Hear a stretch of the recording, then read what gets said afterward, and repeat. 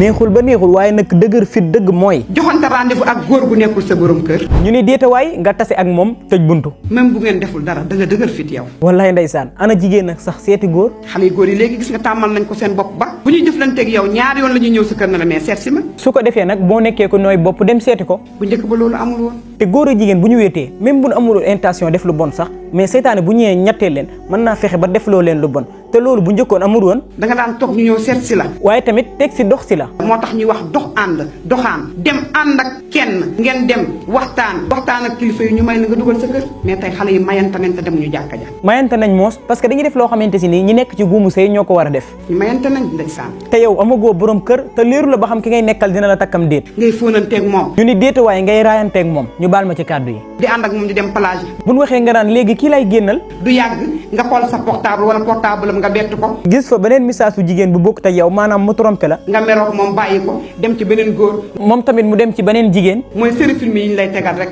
film bi bu ñu la ko tegalee ñaar ñii dañoo ànd ba mu yàgg ñu xulloo am na ku jigéen bu dox seen diggante film bi di dem li muy fi muy jeexee mooy ñoom ñaar après ñu àndaat moo tax bu ñu àndee 2 mois lay am ñu tàqalikoo tey xale jigéen ñi loolu la ñuy dund. ay waay bu leen fàttee ñaanal sunu yaay ju baax ji di Zeyda Zeynab en tout cas am na solo nga dekk nag di ko toppoo noonu jóge fii cuut fee cappet fee ba perte temps bu bëree en tout cas doy na waar gars yi question réponse yu mel nii soo leen bëggee di ko am na yoon ci def suñu seen YouTube man ngeen dem ngeen di ko seetaan foofu mais pour que vidéo yi di gën a mën a gudd ñu gën a sawar di ko def mu gudd parce que affaire dafa métti loolu yombul bu ko defee da ngeen di dem suñu seen YouTube ngeen daal di abonné foofu suñu gisee nii question réponse yi intéressé na leen bu baax a baax te yéen a ngi ci intéressé bu ko defee danañ fexe vidéo yi di jéem a gudd waaye tamit ñu koy def ay dagg-dagg des fois di ko dugal ci compte TikTok bi kon mën ngeen dem foofu noonu ngeen abonné like foofu bu baax a baax ma jox leen dig daje ci question réponse bi ñu jëm ñu jégalu bu baax nag bëggoon nañ vidéo bi xaw a gudd waaye temps bi moo ko maywul kon like leen abonné partagé li yakuni llahu fi hawnikum ba beneen vidéo bi ñu jëm incha allah